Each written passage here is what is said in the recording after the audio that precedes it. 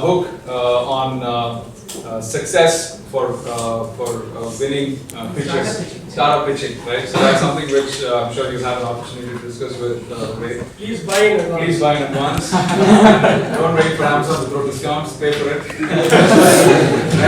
So that's it. We have Prakash from ThoughtWorks, a senior principal tech consultant from ThoughtWorks. So if you have any questions on how to wrap your software system, put some real secret sauce in it, then Prakash is the guy to go to. Happy to help Prakash. Balaji, of course, you all know and have been through the session. Vijay, again from ThoughtWorks, a principal consultant, 7 years of overseas IT experience, an architect as a consultant, and someone you also can pick his brains on how do you get your product in good shape, where's the tech genie that you can put into your product, into your system. Please have some spend some time with Vijay when you get a chance. Alex and Preeti, of course, you met. Dr. Selva Kumar, President of TiE Coimbatore chapter and a charter member of TiE Global. He is the this program is his brainchild, right? So the TiE Education Entrepreneurship Summit is something that he came up with. So very happy to have you on. Okay, so AMA, ask AUA, ask us anything. AMA is American Management Association. Here is easier people ask. So ask us anything. We'll stand here for the next 1 hour until lunch, sir. Punishment, yeah. I'll actually slip away to the corner. Why? Achha, you don't know. I'll deflect questions. That's a good idea. Shoot questions at him, he'll deflect it here. Is this the first chapter for the Forge Innovation? Or Sorry? is this the first workshop? 101, chapter 1. Of this size, yes. It's the first time we're a 9-month-old baby. Do you have operations in Chennai? No. We have well-wishers in Chennai.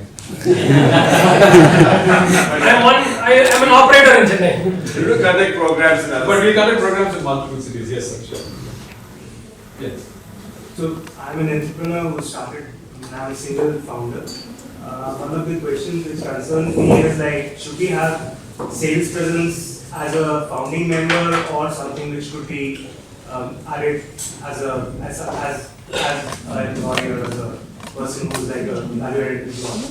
So that's one concern which kind of I would like to opinion from you, like if there are any factual details you guys would have, like in terms of number of companies, probably what's the ratio whether founding teams are having sales presence or do they get paid? Deflector. Rakesh. So when it comes to sales, and I think please feel free, other inputs are there. See, in the early days, the way we have seen, pretty much the founding team you will have as a founder, you are a salesman. So very rarely happens when you start in the day one and you have a salesperson sitting there, because the evolution that goes through very different curve. So in early days, we see pretty much founding members have to be the salesperson. You have to stand. You can't be sitting in the corner doing and get a salesperson to do that. So you have to reflect, right? But when you move into the advanced stage, there the sales, the structured sales will come into picture. And there we do not see a very necessity that you have to have a sales as a founding team member. See, one of the mistakes that we find in early days with the startups is whole founding versus the core team differentiation, right? So 4 people get together and everybody takes 25% equity in there and then you get started, right? Just because you have a need. You have a need to code, so you got a coder and you give 25% equity. You need to sell to the guy, you give 25% equity there. That's not a necessity why you should structure a company like this, right? So for the founder, it is a very big decision to make that when you call somebody a founding member, what is the strategic value for a long horizon for a venture the person takes in, and how long the person will stay with you with the ups and downs of the company.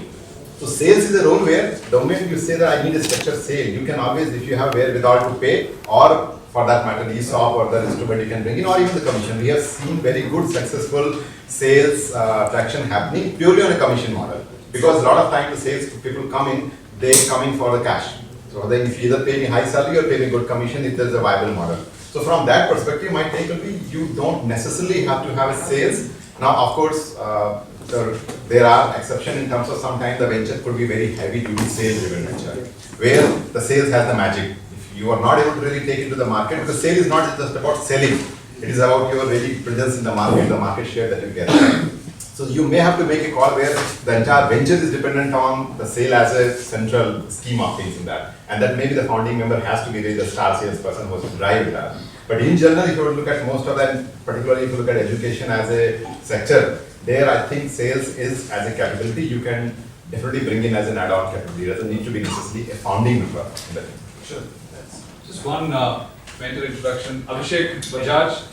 He's from Microsoft Ventures. He heads marketing at Microsoft Ventures. He's a marketing digital guru for startups, so don't let him go easy. And he actually comes with the recommendation of my good friend Prasna, who's my batchmate at Gindi, who is the CTO in residence Microsoft Ventures. So he speaks very high of Abhishek. So don't let him go. Yeah. So, so you have sales, Balaji. You have digital marketing, Abhishek. Picture, Vivek. Yeah, then you have the media conglomerate, Sumit. There's a lot of So powerhouses. there's an organization called Compass, which does some kind of research in the US. They have found out one very interesting thing. They say single founder company takes almost 2x the time that multi-founder companies take time to mature. So you might want to look at why and how. 3 and 7 years, right? That's the time. 7 years is typically the time. Well, I mean, probably that maturity time will depend on the kind of business and whatever, where this is. So, I mean, if you are a one-man organization, be prepared to wait for a longer time. So it also reflects on your personality, I mean, what kind of a person you are. Because theory again goes, if you go to theory and talking to a theory, but what is in your mind as an entrepreneur and how you can relate to fellow entrepreneurs, like what he says, no? I mean, that you give 25% away. Somewhere in your mind you says, no, I want to be a capitalist, but somewhere again, I want also to be a socialist, at least among my friends. So again, you kind of worry, and in my course, I do a particular case of this. Why do we give 25%? Why do we try to be a democratic? I mean, nothing wrong in being democratic. That's not what I'm saying. But how are you going to reconcile your mind inside and outside? I get this democratic bit. So when I started the company, I do 65% for myself. I knew I could do the bulk of the work. But the other founders, they're fine with it. It's done. So I think that was very important that you know where your place is. So, question mark against any single founder company, question mark. Second is democracy, question mark. Capitalism, again question mark. So what are you guys going to do? I mean, at least reason out in your mind what you are doing, how you are doing, why you are doing. Maybe. So as a startup, when we hire people to join us, even though we are ready to, sometimes we are ready to pay the market price, still prospective employees don't come to us having the fear of why joining a startup. So we generally try to sell our vision to them. Is there any other better way you feel that other companies are doing so that we can attract this talent? How many have attracted good wives and good husbands? Any stories to share? Very important. This, what you are saying is almost akin to getting a good girl. I will be wise. You are lucky. How did this process begin? Did you sell your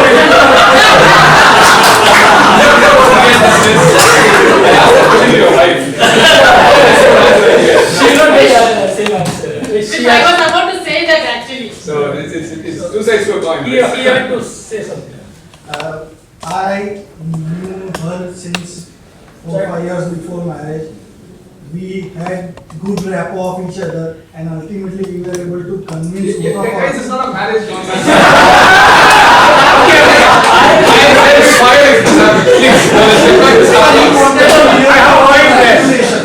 So, can you engage a team player in a relationship?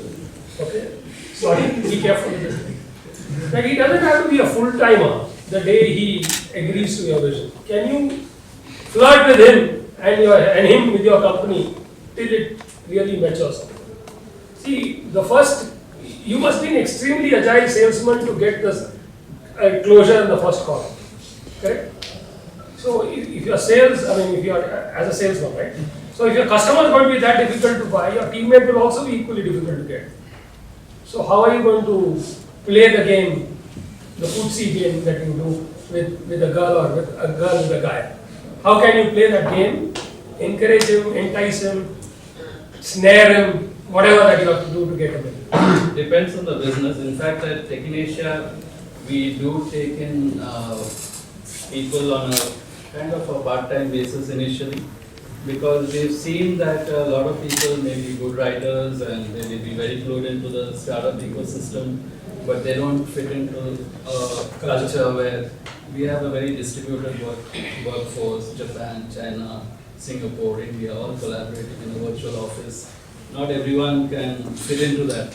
So 3 to 6 months of working with us, it's good for both sides. They know whether they want to be with us and we know whether it will work out. One last thing I wanted to add is be very realistic on what the expectations are, have proper checkpoints, touch base with them. I mean, the initiation can be done on either side, right? Let's say you're getting into like an arrangement or engagement now. Talk about it in 6 months, how each of you feels. See if your values have changed. That's very, very important. I have a question on the role of media in startup ecosystem. I find it like, in India, it is very, very volatile in terms of making it more into a fashion or fad. And media is also pulling on into that kind of a situation where, sometimes e-commerce has become a big fad and then that bubble has burst, now something else. So your comments on? Yeah, firstly, I mean, there is no blanket term called media, right? So just like you can't define startups as, one startup is very different from another startup. In general, I agree with you because the shortcut is to invest the least amount of effort and time and get a lot of stories out and get a lot of buzz out. So the temptation is to go for what is known as clickbait. People will just click on a heading and you will not find justification for that headline in the story. But it is not sustainable, I believe. I don't know, maybe people will continue with that process and be successful. But there are people who believe that you have to think long term and it has to be sustainable.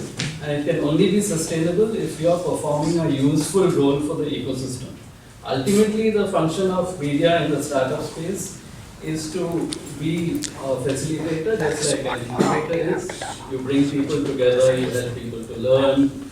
So if you are being useful through your articles and through your conferences or other things, then I think it works.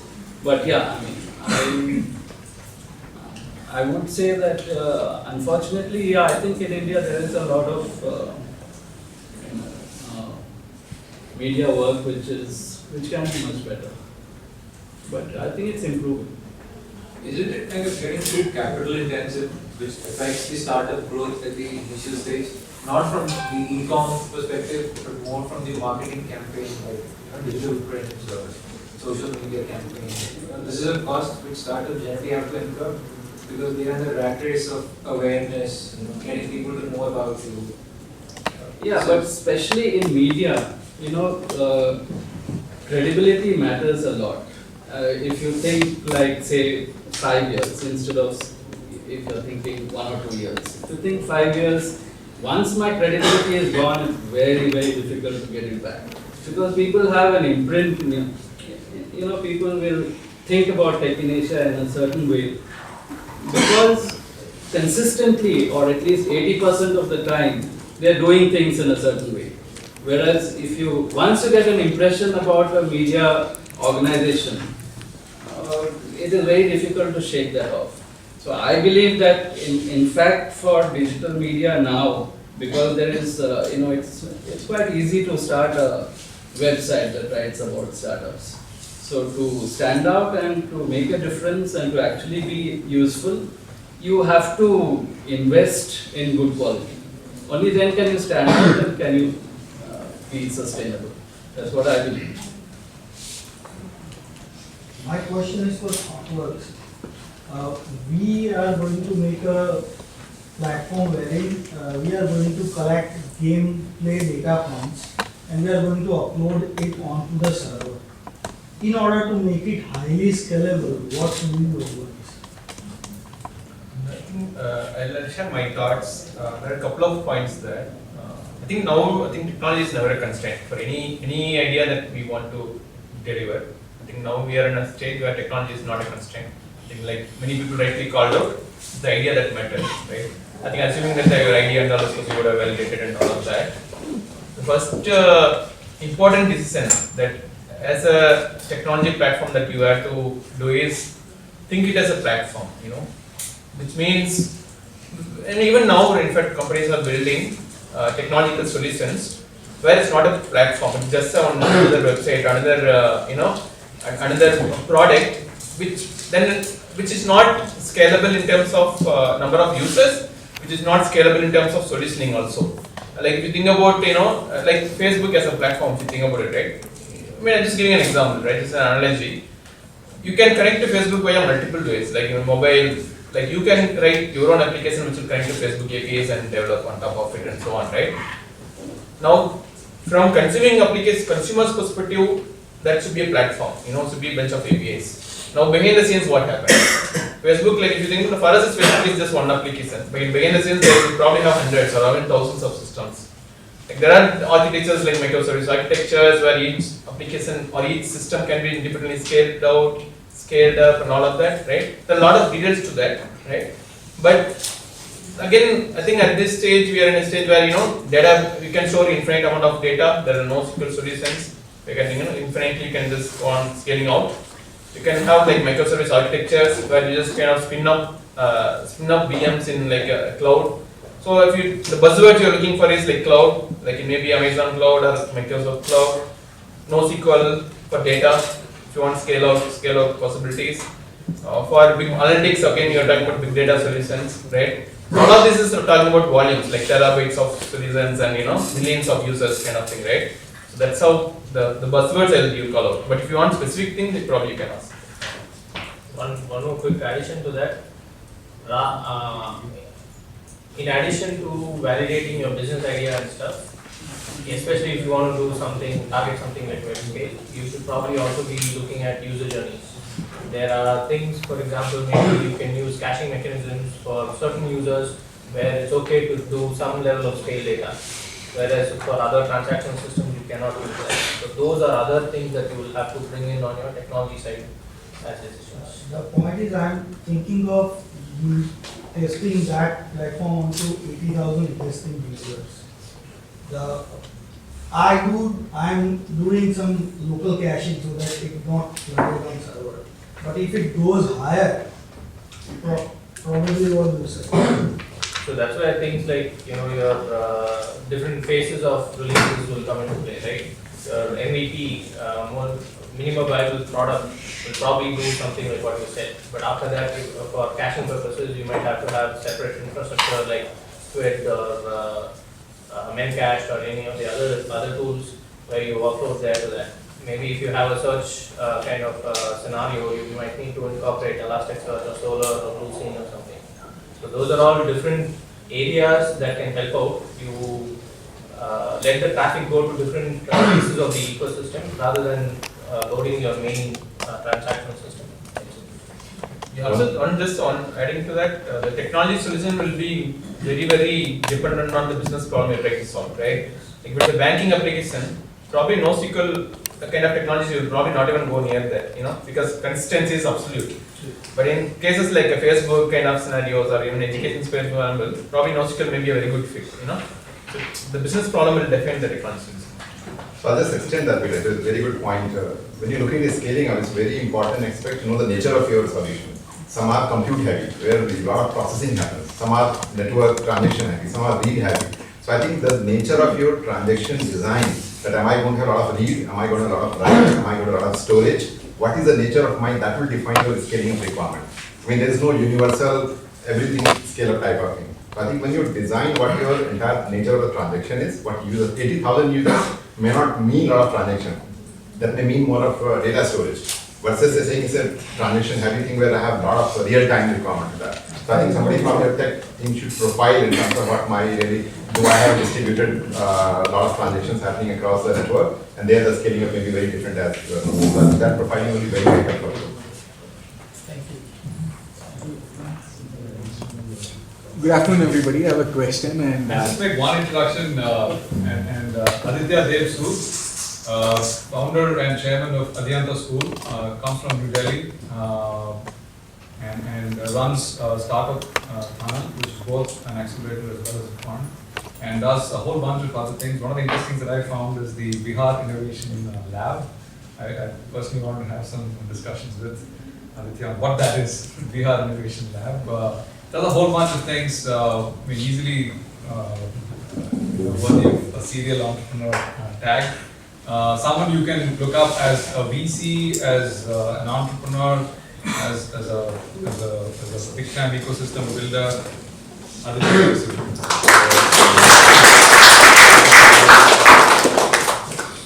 Sorry.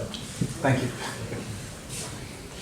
My question is that I've been following a lot of inputs from a lot of investors, with investors being very keen on the profile of the people that they are investing in. And there I see some barriers to startups in that. It could be just my perception and limitation of my perception. I see that it's either experienced people in the domain who have worked for a long time, right, either get accredited, or people, if it's youngsters, they've got to have probably a bigger tag, a name of a university, for instance, and then so on. Here I see some barriers towards investment. For initially 2 years back, I had a big idea on voice-based solutions, but innovation intensive solution, obviously, they look for a lot of credibility in the tech space that you're looking at. But I'm not limiting it to technology. That's my question. Thank you. So I'll extend on the question actually. Sure. That it is not your perception, it is the truth. So it is what it is.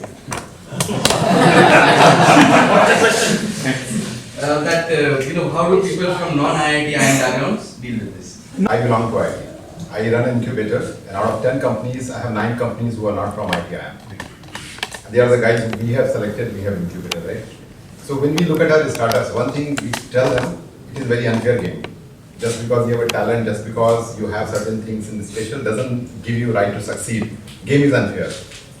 And this is, in a democratic sense, you have a democratic right to start a venture, but you don't have democratic right to succeed a venture. There's a difference. Nobody will stop you in this country saying you don't start a venture. And remember, when you're saying venture versus a product building or design, there's a difference. Somebody is going to put their money onto you, right? I'm running a venture, you go to a VC and say, look, give me $1 million. Now that guy is going to put his own money onto your venture. For him, what is most important thing? That this venture which is going to seed today, someday return of investment is going to come in. And there are a number of risk factors associated with that, which is out of control for him and out of control for you as a venture. So that is as a philosophy when I'm investing money, and whether it's a startup or whether I'm going to put into mutual fund or whether I'm going to put into another company, it's the same business philosophy. So that's the reason why they look for, because they look for, one, if I'm a seed investor, I look at probability, what is going to be probability for angel investor to put in money. And if I'm an angel investor, I look at what is series of probability somebody will put in money. Because I can have good, in some way symbiotic relationship with your venture and pay you money. But if the next round is not going to come, you're going to shut down shop and go. So I think it is an ecosystem sense, the concept of that what is the risk associated with this setup, nothing to do with because you're not in IIM, you're not in IT, so you cannot run a venture. I gave examples, a lot of succeeding ventures, good ventures are there, with nothing to do with IT and IIM. So that is, I think, more of just a mindset in terms of what ecosystem. But it's purely a risk perception because of which they look for these factors. If you've done 3 startups, for sure you know what not to do. You may still not know what to do in your venture, but you'll know what not to do. So from that angle, these are purely a risk view in which the decisions are made of that. Yes. Well on this. So, first of all, I think the ecosystem is evolving. If you look at last year, we came into contact with a lot of angel groups which were clustering around alumni networks.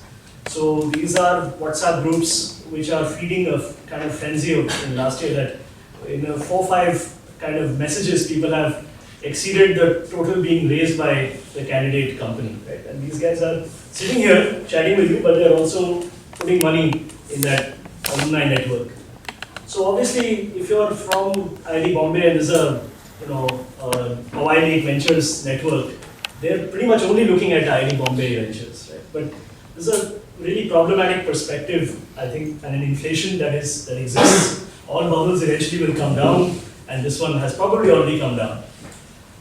So whatever inherent biases may exist, and probably there are lots of inherent biases in our society, right? It's not limited to only that certain credentialized universities are privileged over others. There are many other biases that you are likely, unwitting beneficiary of. Now, what I wanted to say is that what you should be looking at is actually what is the fit between me, my team, and my proposition. Because that's really what an investor is looking at. And if you've been able to build that story right, and this is a discussion that I often have with guys that come to pitch, if you put your team slide on number 1, I mean, you've really got like your priorities mixed up. You need to understand what is your proposition, and then at a late stage we want to understand whether this team has been architected in a manner that it is adequate to the challenges that they have proposed to take on. And if you don't have blue chip kind of credentials to start with, right, at the age of 21, 22, then there are many, many other ways to build those credentials out. And I think it's a tremendous opportunity for new kinds of institutions like this one and my own, that we ourselves are credentialing institutions, right? So, I mean, if you haven't had the opportunity to go to a blue chip institution by coming to be affiliated with this kind of a incubator, that is a kind of vote of confidence. If you've been able to affiliate yourself with a certain kind of advisor or mentor, or a series of mentors, like 5 or 6 advisors from complementary spaces, then that means that you're really seriously thinking about what kinds of knowledge you need and don't have in order to be able to make your proposition successful. So I'm thinking of a guy that we'll probably be meeting tomorrow is Hemant Sayal. And one of the things that really distinguished him is that he's from biotech, doing something in IT. There's no relationship, no logic as to why you try to invest in him. But he is a single person founder, and then he built this advisory network of which I was a part. And these advisors are all very credible. Each of them is conforming and reinforcing each other's credibility. So there are definitely ways to end run the problem of not having this blue chip credential from the get-go. It's an interesting story I have about that young old bias. I recently visited an accelerator in Bangalore, Chris Gopalakrishna's Accelerator, after Infosys started this.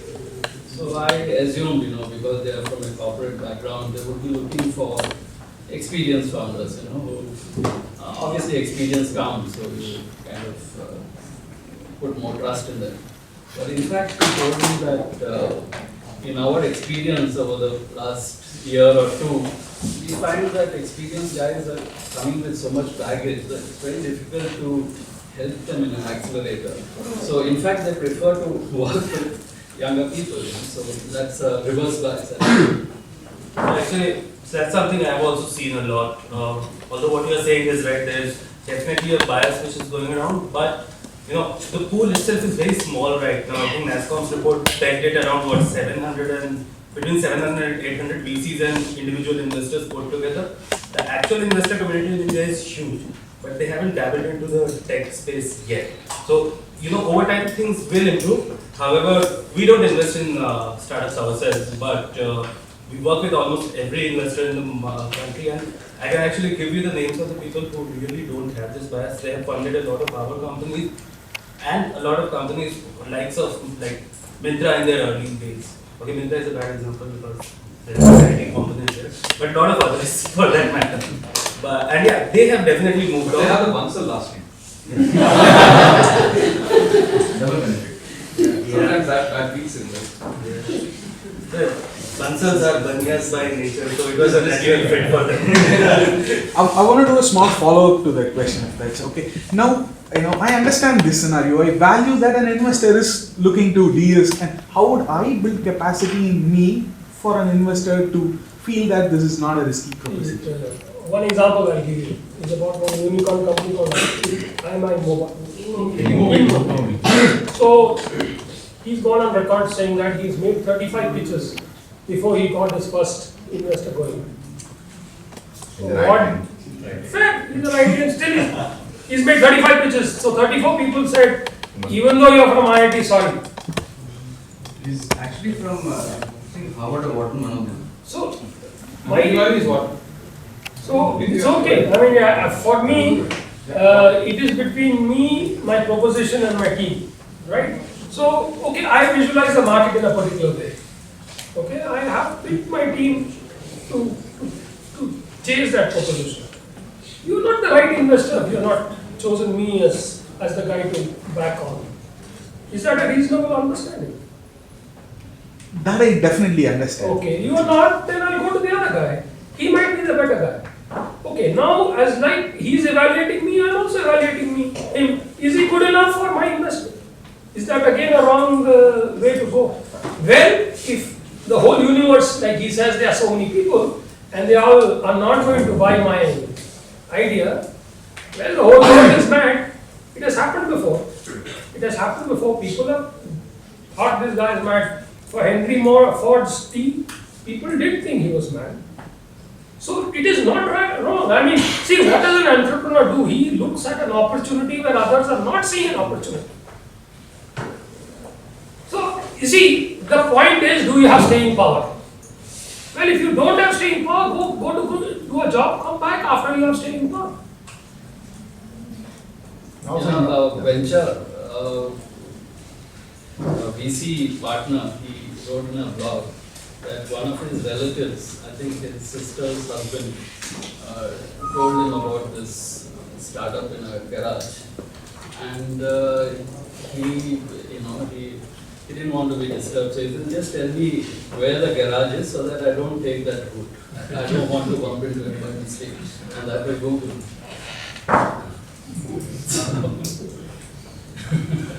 He still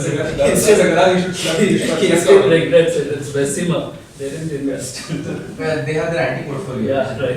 It's from So, there. are you asking if you have a team that is young and doesn't necessarily have that much credibility, how to kind of convince people? Is that kind of what you're getting at? It is. I'm not asking how do I convince people. Yeah. How do they build their capability? Or what is missing in the Are you balance? looking at the team, or is the team something that you want to fix? Because if you have some team members that are lacking, maybe that's something that you need to reassess. But other than that, you have to look at all the other variables that compose your startup, right? Alex, to answer to that, I really understand that we as a team do have the capacity or do have enough intuitions in us to understand a particular problem that we are trying to solve. Like this we had 2 years back, and we know that Google went into investing into that. We know at least it was a very early stage at that point in time, and many people did come up with beautiful solutions similar to what we had envisioned at that point in time. But then we thought we were ahead of time, or we didn't fit the market somehow, or we were too young to do it. These were the kind of inputs that we had at that point in time. Yeah. So I'm just, Yeah, so you're looking at perhaps a VC perceives your team to be at risk when you're convinced that it's not, right? So then what you kind of have to do is look at all those other variables that compose your startup and make sure that those are as reduced risk as possible. Because if you can demonstrate traction, for example, to a VC, then that'll prove that this team is worth, right? Exactly. So basically, there's a higher probability of any investor investing in you where you don't need the money. That's it. That's how it is.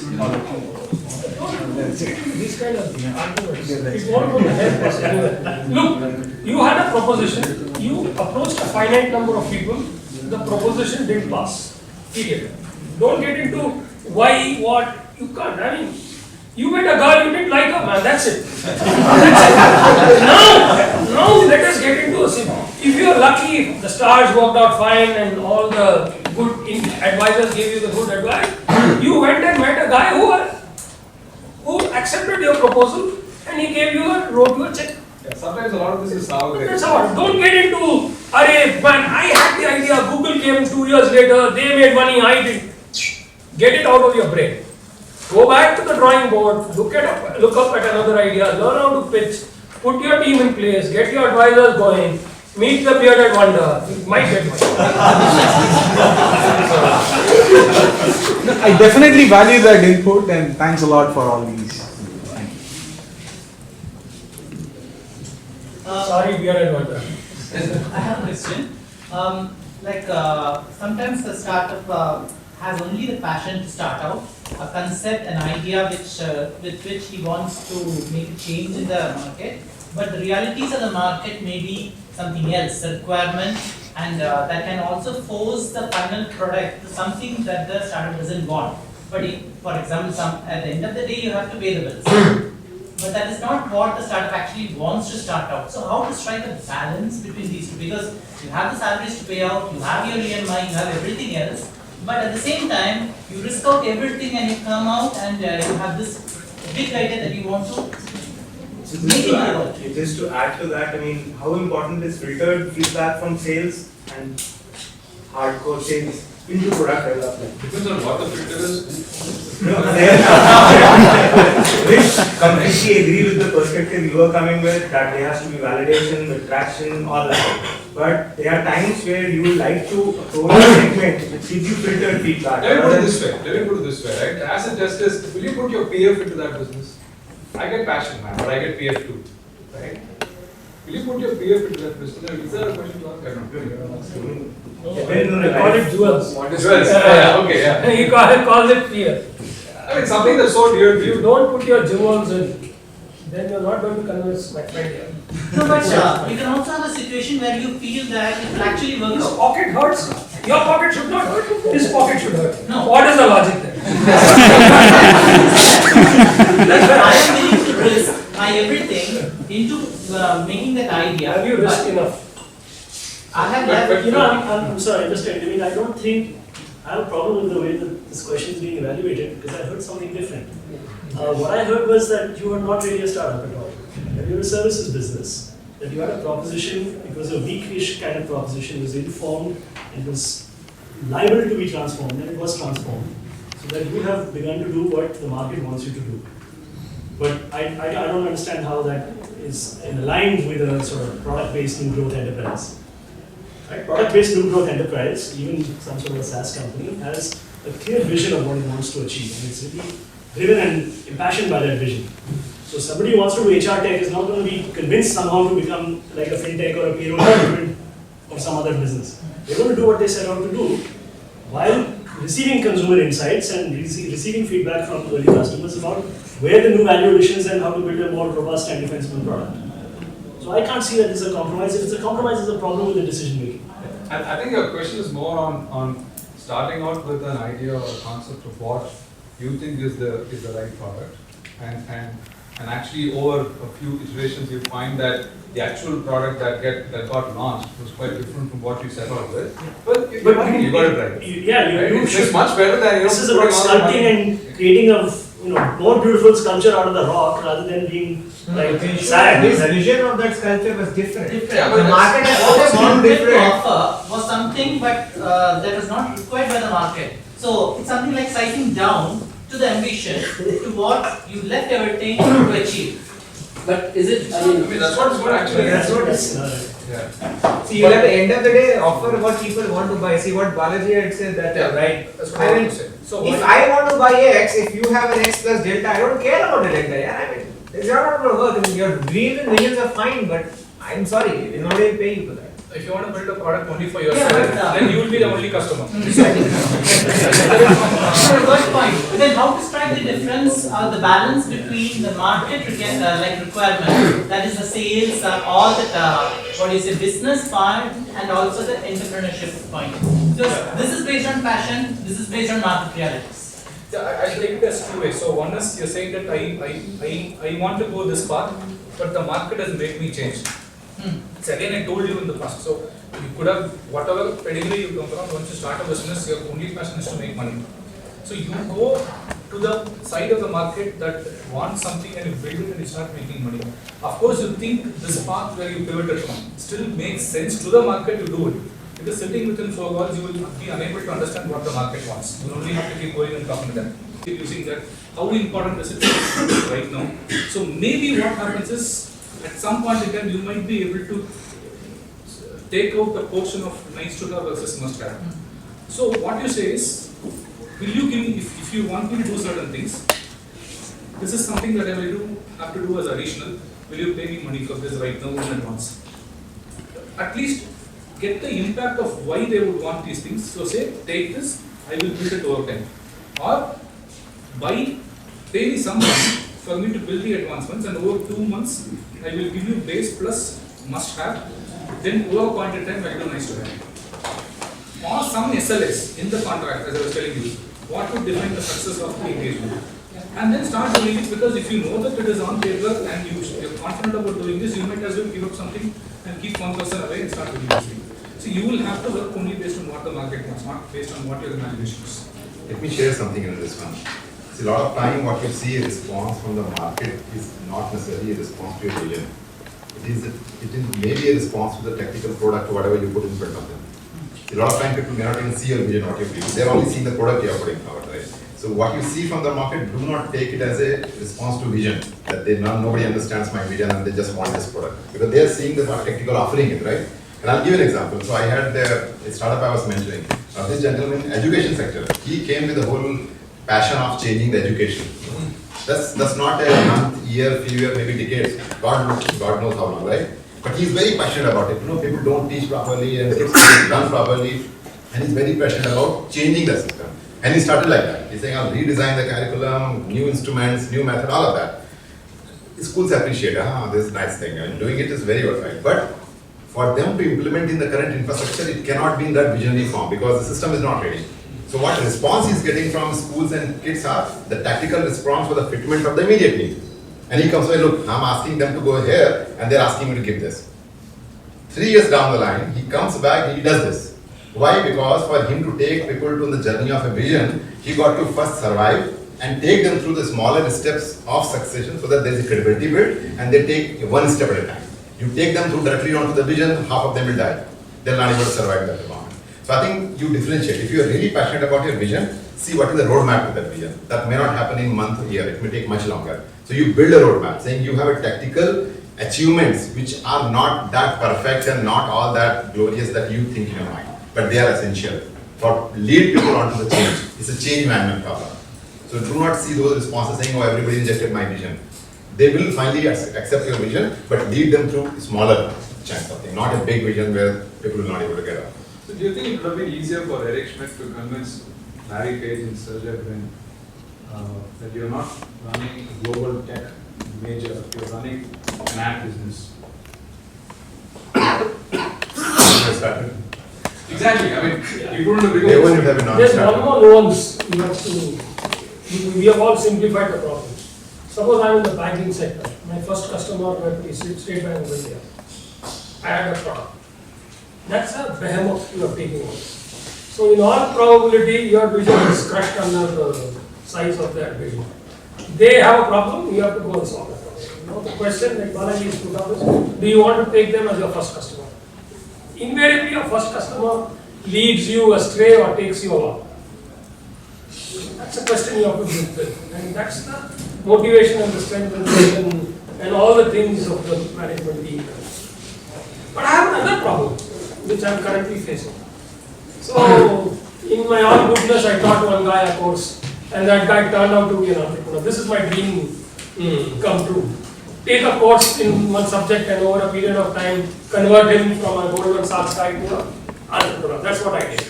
So this guy raised capital. So again, another dream that come true. Take a student and help him raise his first round of capital. Okay, so I did that. But now we are getting into a new problem. So his first customer is a behemoth in that space. So he virtually gave him the tools of the trade. Okay, but product apart, he got into a business model, revenue model problem. This guy is a monkey and was thrown nuts. Because he's a monkey, right? I mean, I'm talking to SBI and will SBI give me a SaaS? Why not give me a SaaS? He'll give me a revenue license and take rupees and say, go down. But this is something which I want. My future, my vision is SaaS, is a continuous revenue, build on that thing, take a annuity thing, because he's my investor. He says, get me annuity, otherwise I'm not interested. Okay? So this is a bigger challenge than these little product tweaks. Product tweaks can be managed. You can put a trend line over time and say, hey, today I'm there, I'll go there. But remember, if your revenue model is down in the dumps, you can't raise the revenue model, you can't change it midway. You are in Shatabdi, you can't go to Tapas, or whatever that is, mid journey, right? So this is your bigger challenge. If you really look at your problems will be in how to manage revenue from customers, how to manage business model, how to move from one revenue model to another revenue model, because midway you can't. But if you stay put and say, no, this is the revenue model I want, that guy says, you're still a monkey, I'll throw you nuts. That's a very big point actually. I mean, there's an industrial IoT startup I know in Bangalore, and they're very seasoned entrepreneurs. But still, initially they made mistakes and they learned, and now they don't want, I mean, they have big MNC clients, but they don't want any one of them to have, they have a baseline ceiling on how much business can go to one plan. So even if they have the chance to make more money, they will not go for it. So with this guy, it's a life problem. So yesterday I spent 2 hours convincing him, don't give up your revenue model to this guy. Whether he is SBI or Deutsche Bank, you are a startup, okay, you are still a monkey, right? So don't accept the nuts. Let us see what happens. Somewhere you have to stand, right, true to yourself. You say, I believe in this delivers you value. That guy will say, no, it does not deliver you value. Okay, he'll say, look, today I am giving a thali, and one more sweet in the thali is not going to increase the value of the thali. So you are nothing, I don't want to take it, go. The guy says, no, you have been using it for 1 year, you have discovered value, I know I am giving you value. Right? So, this is a fight that is going on, the stronger wins. Now, so the argument is, he's a 60,000 crore company, you are a 6 lakh company, who's stronger? Correct? That is also an argument. I am saying, you are a 6 lakh guy, let's say, assume you are 0 revenue guy, not even 6 lakh. Okay, you are a 0 revenue guy, but somewhere in your mind, something tells you you have delivered value to that guy. Somewhere in your mind, you know that guy ultimately has to depend on you because you are giving him opportunity to break free from his competitors. So whatever, yesterday he was talking of sustainable value, you know somewhere within you that this guy will buy. I mean, if you hang on to that straw, it's like that ant getting on top of the leaf in a flowing current. You might survive. But that's your, somewhere inside, chati, below your chati stuff. I have a question for the I just wanted to add a little bit. One second. Go ahead. I just want to, I usually explain a lot of things with analogies. My colleagues kind of love great relationship on that part. So we love you, no I. So the thing is that let's say that you're trying to, your vision is to build a 10-story building, right? But you have a monthly income only. You do not have all the cash up front. What do you do? Stage by stage. But within each stage, you are also having that, as he said, the single thread, like the staircase or the lift space, so that when the whole thing is completed, you can make use of that. You should have the offering which will satisfy your current customers, release 1, release 2, release 3, whatever, those checkpoints. At the same time, as long as you can afford to do so, have a little bit of forward thinking, implementation or architecture or whatever it is, business process, all those should be incorporated. In technical terms, we call it like feature toggle kind of thing, but you can apply that even to business process. You should not enforce a change in process in one shot, ever. You want to convince a person that I'll take you on that path. It's like a mountain road, right? You'll curve, and then go. But you reach your destination. You have to stay on that path. It's being agile. I didn't want to use that word, but that's why I did that. Okay, so last question. So I have a question for the tech guys. Good. I was thinking I should keep my mouth shut. So question is, why is the edutech, that is the technology-enabled education, not really taking off in terms of dollars or rupees? Because most of us, in fact, I myself have tried teaching online for MBA, and there is clearly there is no population. So, what are the factors? Any suggestions, thoughts on how to move it forward? Because it's a huge problem, not just for India, because India has a very massive, So I'm not sure this is a take problem, but I haven't So I was watching John Oliver last week tonight, and he's got some sort of a joke about the cicadas have been asleep for 16 years and they've woken up and it's 2016. They have to tell them all about what happened in the last 16 years. And he says somehow nobody has to pay for music or porn anymore. And I think that's going to be true for education as well, and is already true for education. So that's one thought. I have another thought. Don't invest in education. That's my second thought. Close the plans and leave. So I have another thought. Which you guys can take with appropriate amounts of Pinnakai or whatever salt. That at this point, this is my counter thesis around EdTech. At this point, you can either make some money or you can improve educational outcomes and learning processes. But it's next to impossible to do both. So, I don't know, if you find that you've found a way to square that circle, then yes, please, let's talk. Otherwise, my general assumption is that the propositions we hear are not able to do both. Yeah, it's extremely difficult in India because, you can't have a Khan Academy or Coursera or edX being funded in India. So similar models will not work here. One thoughts to add. I think traditionally, if you see, right, after the software thing came into the picture, the way that people try to, help education is by, having some kind of test programs where there's some radio buttons which students will click to answer, things like that, which is very simple, more like examination kind of helps and all, right?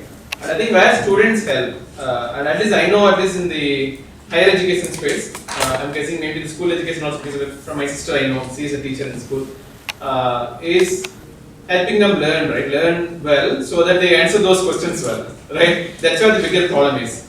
And I think until a few years before, probably technologically it was challenging, maybe because many people in India did not have desktop computers or laptop computers.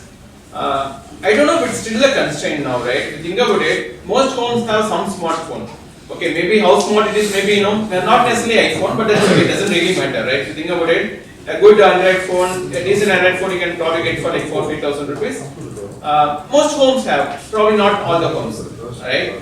And internet it's kind of slowly reaching a lot of those, hinterlands, right? It's definitely reaching. And do you really need to have very good connectivity for all those solutions that are possible? Probably not. And if you think about like the virtual reality, augmented reality and all, right? Even that is also now it's like almost there. Like if you think about, you would have known about the Pokemon Go and all, right? All those games and all. They kind of made people go on the street and catch those, monsters or whatever, right? It's kind of real augmented reality as a game. It's widely successful now. Can augmented reality be applied for education space? Yes, it can be very well applied. So technologically, solutions are available. I think in my mind at least, I think just a matter of applying the solutions to the space. That's how I think. Of course, has it been done successfully? Well, Khan Academy, like you said, it's kind of some solutions there, some distance they are covered, I think. But a lot of innovations is possible. I have a different take. Does this guy educate you at all? Is this guy's outcome good enough? How many of you subscribe to this? That's the only newspaper I read. Doesn't matter. No, that's good. So, you have a point. So, let's say that he delivers outcome and delivers results, financial results to his industry. That's it. So, the problem with education, I have a little background in education. My wife runs a school and I've been involved. I've raised some capital for a non-for-profit school, VC capital. So, my belief is, in fact, in the morning I went to Shibula's school and spent 2 hours and came back. I'm invested in education from the point of view, my mother's name is Saraswati. So, that way. Okay, now, if this guy is educating you all in entrepreneurship, much better than what I do, right? He has a business model going. So, can we collapse this existing structure, build something completely different? Okay? the way I look at it is, America is in that throes today. America probably can't, but Khan is not doing as good. But America is, you know, where this whole education came from into India, thanks to one lousy Britisher. Right? So, can you decimate the structure? Can you build it on something entirely new and entirely different? Right? I mean, forget the bloody structure that we are stuck in. But as an investor, you will ask me. Wait. Don't get back to this other shoe. Don't look red when you are supposed to look different. Wear a different hat now. So, think of it that way and see if you can convince my friend here and my friends here that they can invest. Because 35 of us might not say yes, but there must be a 36th guy who might say, look, I am backing your vision. So, education is something which needs change in India. Not only in India, in the US. You know where America got its current educational models from? The most unlikely country? India. I guess you guys can't. Ireland. Russia. So American education system in the 1900s moved from Russia to the US. Can you believe that? So that is how outmoded this whole education system is. You know, Khan Academy, even though he runs this fantastic media thing, he has a lab school at the bottom of his office. You know what he does in his lab school? He runs a 60-member school there. So I have hope that we can dismantle the structure that we are sitting on. I have hope that we can reconstruct a structure which suits us. You know what suits Indian education structure? The Brahmins of yesterday could become good clerks. That is what we built the structure for. Macaulay built the structure for that. So that they can subserve the British hegemony. So if you guys are trying to tweak that, this decrepit, old, 200-year-old system, you guys aren't using your brains. Change the bloody thing, man. Change the whole thing, underlying structure, everything. Put a new building which looks different, works different, acts different, delivers a different business model and a revenue model. That is the challenge. You can come back. You don't have to go home. You can deliver this strategy. I think that is what you guys have to do. Don't sit on this, okay, this is K plus 12, I'm going to tweak the system, I'm going to put smartphone, I'm going to put a dumb phone. No. Change the bloody system. And if the government doesn't deliver it, does not matter. You deliver it. You know there's a guy in Udaipur called Manish Jain. Have you ever seen his work? You know how many homeschooling is being done in the country today? You know how much? Any numbers? Come on, that's a change. If yes not 8 lakh people in the country are doing homeschooling, go to hell, man, K to 12. We don't need it. But we have 1 crore people to train. But 8 lakh is good enough, right? Good enough, right? It's a good start, right? And it's an alternate start, right? So come on, man, wake up, change the bloody shit. Let's see what you guys do in the next 10 years. So we're just in time for lunch. Good. And, have a good lunch. Hamara kaam ho gaya. But I'll just introduce the two mentors which is behind us now. Uday Shankar, he heads the Accelerator program at Axelor. Sumit, imagine Axelor and we have Uday Shankar here, right? So that's Uday, and we also have VC Karthik, who runs volcanic bus water. He runs volcanic water. This is I picked up on the long. So we're going to have VC's session just after lunch. So we're going to have VC session just after lunch, and he'll take you through how do you make better pitches to investors and business communication and all of that. And while he does it, you can work on your startup business profile. Volcanic water. Yeah. So we'll break for lunch and then we'll come back by 2:15. Picture?